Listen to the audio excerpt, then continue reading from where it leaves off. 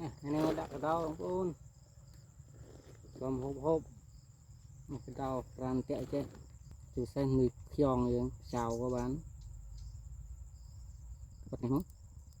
chả anh lặp đấy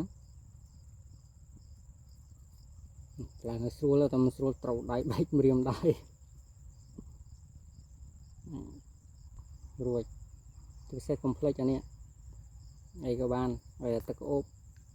cái đầu lo cái update đó cái đầu lo cho cả tất ốp ốp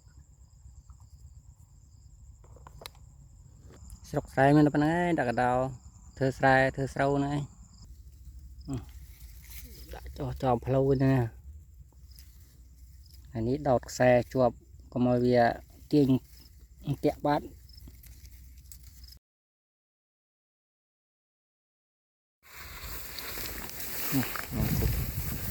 chuột muối nè con này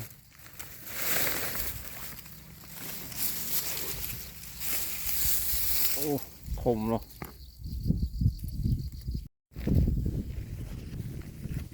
muối tiết đây cồn cái tao tụi muối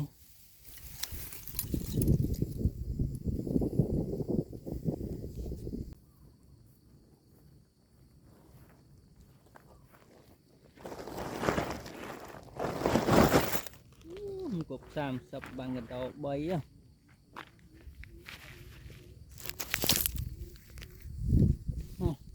đâu cục lông chết tích